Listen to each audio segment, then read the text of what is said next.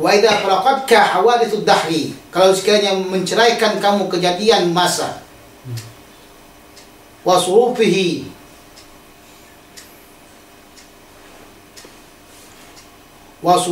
farq li ajli dhalika maztama min amrihi, atau keadaan yang memisahkan yang demikian, sebab apa yang demikian itu berkumpul daripada perkaranya, litakuna mujtami'an ala halatin hasanah, supaya kamu itu berkumpul dalam keadaan yang baik.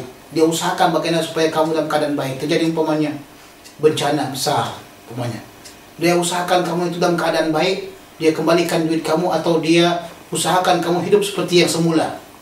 Banjir umpamanya, dia usahakan kamu untuk hidup seperti semula, mana harta apa semua kan dah hilang, maka dia usahakan untuk memberikan, ya, atau untuk mengembalikan kesenangan kamu pada sebelumnya. Itu teman yang memang betul-betul teman yang baik, mengusahakan kesenangan kamu.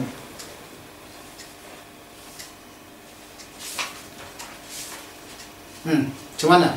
Mengantuk?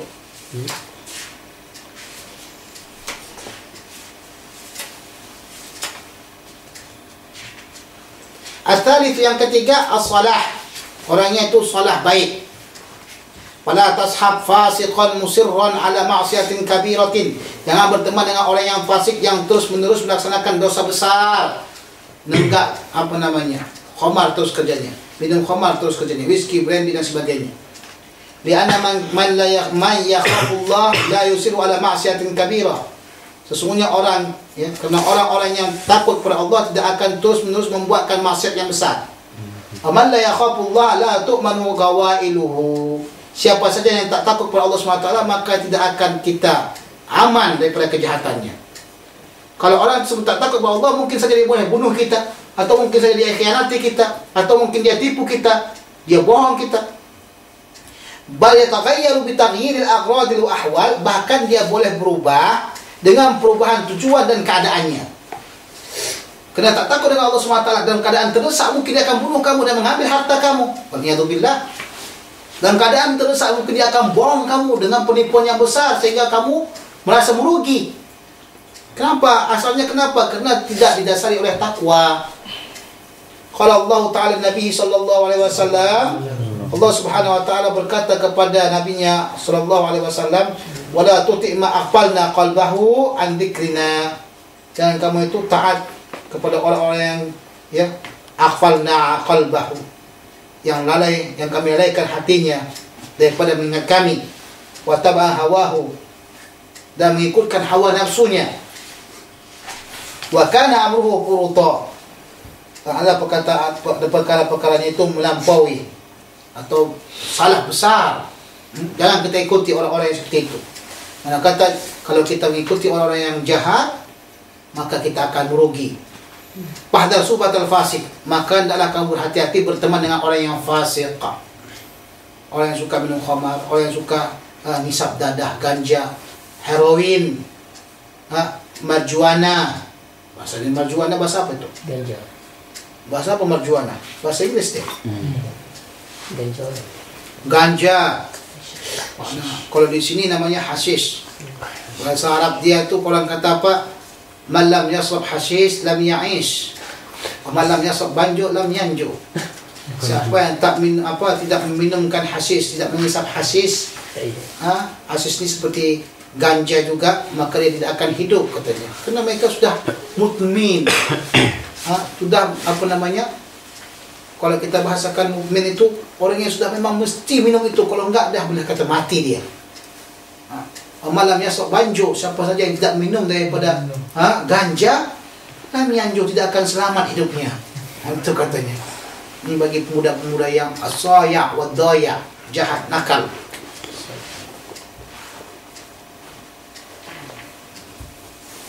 Fa inna musyahadata fisqi wal ma'siyati 'ala ad-dawami tuzilu 'ala qalbika karahiyatal ma'siyah. Kerana menyaksikan kefasikan dan kemaksiatan dapat, ya, dengan secara terus-menerus dapat menghilangkan kebencian kamu terhadap maksiat. Tengok ya. Kalau kamu terus berjalan di syariat kaumiyah ini, kamu lihat perempuan-perempuan yang terbuka atau perempuan yang pakai pakaian yang sempit-sempit. Terus kamu lihat, maka suatu waktu kamu tidak akan melihat itu benda yang pelik. Sewaktu-waktu kamu tidak akan nampak itu benda yang memang haram. Kenapa? Kerana sudah terbiasa. Kalau begitu nanti boleh jadi kamu akan buat seperti itu juga. Waliyadzubillah. Sebab itulah sangat membahayakan jika kita lihat senantiasa maksiat, maka kita akan hilang rasa benci kita dengan dia. Padahal benci kepada maksiat itu adalah salah satu daripada iman yang sangat dhaif lagi. Kalau tidak ada bencinya, bagaimana lagi itu? Wadzalika ad'aful iman katanya.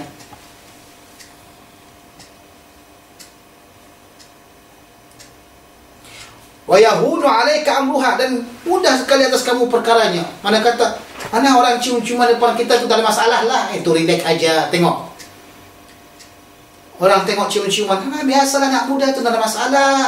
Orang lagi muda, jangan dipikir-pikirkan itu, jangan dibahas-bahas. Tengok.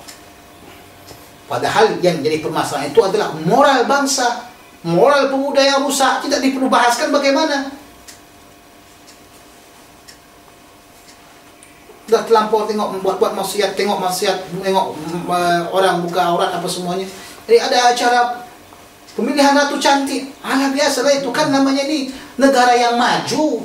Mana ada negara yang maju tidak ada pemilihan ratu cantik? Tengok.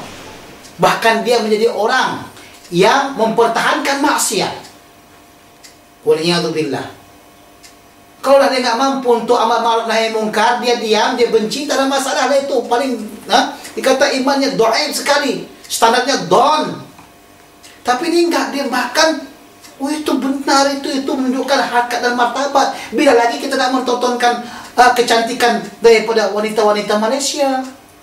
Kata, kita nak ingin nampakkan kepada dunia alam, bukan hanya Indonesia saja punya cantik. Indonesia, Malaysia juga orang yang cantik, hidung mancung. Dia nampakkan bagaimana kecantikannya. Wa amma bi ni'mati rabbika fahaddits, katanya. Tak kena ayatnya, tak kena dalilnya. Kenapa ini? Kena terlampau melihat maksiat dan jadi biasa saja. Relaxlah, katanya. Tahun depan pergi haji, dosa boleh ampunkan. Belum sampai lagi pergi haji, pesawat meledak, mati langsung tanah-tanah. Wa lidzalika hana 'alal qulubi ma'siyatul ghibati li'ilfihim laha. Sebab itulah katanya mudah sekali hati ini untuk maksiat ghibah. Kenapa? Kerana untuk membuatkan senang bagi mereka. Walau ra'au khataman min dhahabin aw malbusan min haririn ala faqihin lastadda inkaruhum alaih.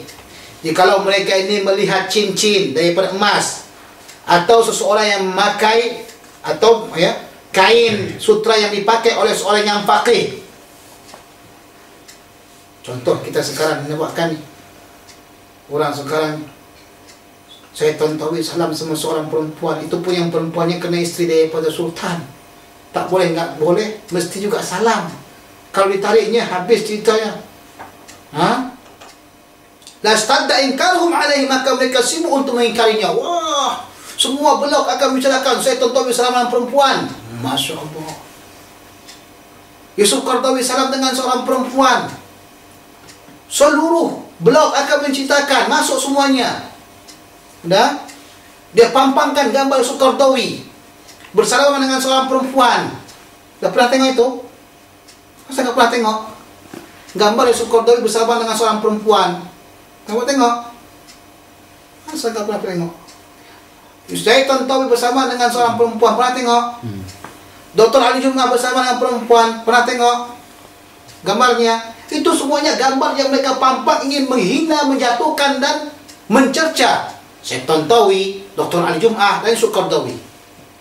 Jadi bila seorang faqih buat demikian, padahal mereka memiliki alasan tertentu, memiliki alasan tertentu yang mungkin mereka ketika itu terdesak tidak boleh membuat apa-apa. Bayangkan kamu, kerana ketika waktu itu tangan orang tersebut sudah sampai ke tangan dia, bagaimana tolak? Sementara yang perempuan ini adalah pembesar daripada satu negara, sudah menghina, menghujat dan sebagainya. Orang mereka itu bersih. Ketika itu dia menghina betul-betul, Masya Allah. Padahal nggak usah dulu macik-macik dia salamkan. Anak gadis bukannya disalamkannya, dirabanya. Waliyadzubillah. Biar antum tahu. Wal ghibatu asyaddu min dzalika. Maka ghibah itu lebih dahsyat daripada demikian. Anda tidak sadar bahwasanya anda itu buat ghibah dalam blog anda, menghina orang lain. Nah, macam mana kita berhenti dulu? Rehat dulu. Antum saya tengok sudah mengantuk nih. Antum tidur dulu atau bagaimana? Kan tidur sini. Kan? Tidur sini, rehat dulu. Supaya kita apa ini?